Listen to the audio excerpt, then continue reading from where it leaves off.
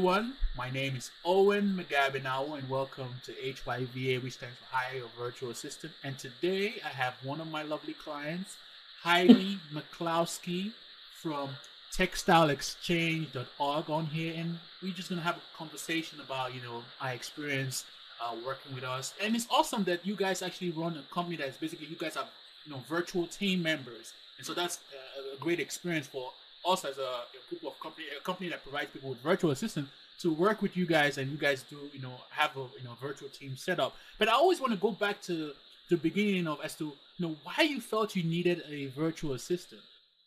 Well, I read this book called The 4-Hour Workweek, which led me to Your Virtual Assistant's Assistant, where I looked at everybody who was being rated. And as a nonprofit, most of the funds we get need to go to our core programs. They're not there to support just your general salaries. And so we run really lean and mean in terms of our own operations.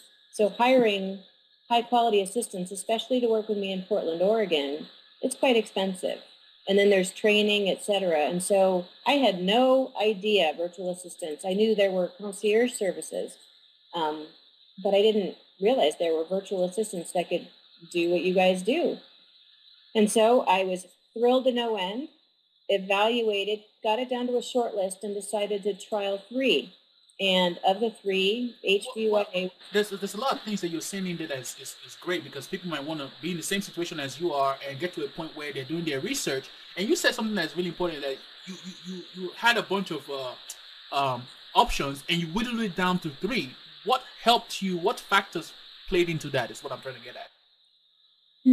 Well, I looked at a number of things. There are some that are really more bent to being your personal assistant, let's say. So they'll make theater tickets for you, et cetera. So I ruled all of those out because I'd love one of those, but I don't need it for my business. Okay. I looked at the reviews that the different organizations got. How did they rate on customer service? How did they rate on knowledge? How did they rate on communication, on skill development? And so whittled out the ones that didn't really meet my criteria. And I chose the ones I chose, got down to that short list because of either organizations they had worked for. So did they work for small organizations, not large ones?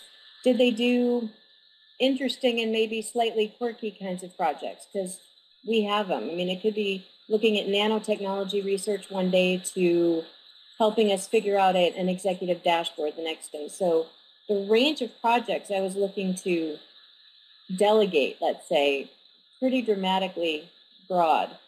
And so I was looking for an organization also that had a demonstrated track record in doing broad categories of work. And I wanted someone who was nice. I wanted to have a nice experience because work is stressful enough. Definitely. So I like the way you've given us the example of how what factors played into your decision. So now you came down to 3 companies. Feel free if you want to say their names, but if you don't want, you can just give us what you liked about them or what you don't like. It's up to you. I don't mind. So go ahead. Let's continue. I'm not going to say companies, but what I didn't like about them is that I did the same project for all 3, which was to combine 2 research documents that we had created on issues associated with the plucking of goose and duck down for the apparel and home furnishings industry. So down comforters, down jackets. And I wanted a broad spectrum of things that were covered, and I wanted them merged into one cohesive document.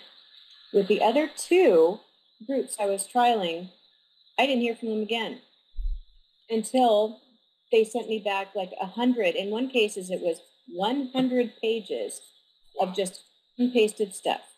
And I had gone out to them and saying, do you need any assistance? And a day later, I might have gotten a response that says, we're fine, we'll get back to you. So there was no communication whatsoever until I got this 100 pages in my lap.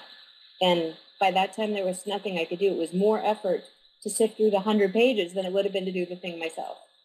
And with H.Y.V.A., I was immediately contacted by you, and you set up Basecamp for me, which I love. I use that with our website designers. And I get morning emails saying this is what we're working on today. I've hired you for 40 hours a month, so it's 2 hours a day. Every day I get this is what we're working on. And every night I get, this is what we did. And that includes, are there any issues? Am I not being clear in telling you what I want you to do? Because I want to get better at delegating so we have a fluid relationship. And you attach your progress. So if your progress stinks for some reason, or you're going off in a wild direction, I can say, guys, this is awful. Let's fix it and go this way. But you haven't invested 100 hours of work before I see it to redirect you in case it's not right. But in every case, it's been right, or at least close to being right, which is really helpful for me. And the one thing too is I sent you our brand and our brand guide. So you have all the fonts we use, all our colors, so that you're able to provide it to me already formatted, which is great. Definitely. And it's just anyone who's listening, when she say you, she's talking about the VA who's assigned to her, not necessarily me though. Yeah. And so because go ahead. No, I was joking. I was saying, yeah, you do nothing. And so one of the things that I noticed that we do a lot of research work for you, and a lot of people think that it's all okay. It has to be processes that you are already used to as a business owner in order to create systems around your processes and delegate them to virtual assistant. In your case, we do a lot of research for you. How exactly did you create a process around how they do the research for you, and how is that working with the VAs doing the research based off your process? Well, I actually went out to our former Nike librarian and had her do research on research. So what are the places to get information on market trends, business trends, et cetera? And I gave that to you because you guys are doing the same kind of searches. I also gave you access to my local library that has a number of databases that you can access for free that normally you'd have to pay for. And so on our behalf, you guys can delve into databases that are quite specific to the information that we're looking at. I'm also very clear about what I want to see and then what I don't want to see and where I think you could look and not. But I have to say my virtual assistants are incredibly resourceful. And they often come back with, hey, we found this, and what do you think? And so I'm not only getting my morning and evening, this is where our status is, but I'm getting pinged throughout the day. Hey, we found this. Is this right? Or we found that. Is that right? And you've managed to unearth some stuff that I didn't even find. And the reason why I mentioned about research and having process around it is because one of the things that you did that we loved is that you came to us, with very clear details of what you wanted, and not only that, but a process around how you want us to deliver it. And I'm just mentioning that to anyone who's listening is that research can be done and you can get the right information, but you have to understand that the act of doing research is a process around it. And if you don't have a clear process or expectations for it, you're not going to get the results you want. And we're glad that you've stuck with us and you've been giving us what we need to be able to deliver what you need. Well, it's setting you up for success and setting me up for success. It's like hiring any employee. You want to tell them, this is what you need. These are the tools you need to be successful. And I would do the same for you. Definitely.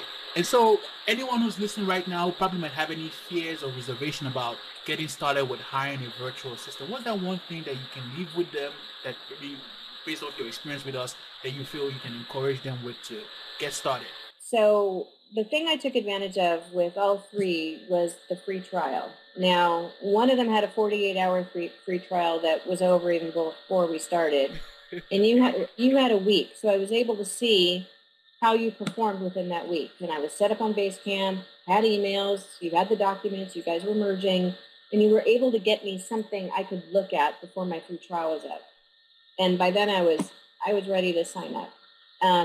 You also had 3 different plans. And I was originally thinking something, a lower amount, like maybe 20 hours a month. But actually, there's quite a lot for them to do at 40 hours a month.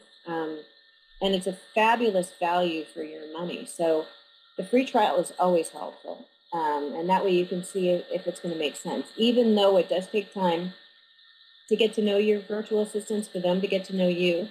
And for the most part, they might not even have subject matter expertise. In my case, that really doesn't matter. It's the groundwork that I need in order to work my magic. How best can anyone who's been listening to what we've been talking about, if they probably want to get a hold of you, how best can they get a hold of you? Well, they can get a hold of me. The best thing is through my email because I have an iPhone and it just goes right there. So they can reach me at Heidi@textileexchange.org. I really appreciate it, and thank you for being a client. Thanks. Thank you so much, Owen.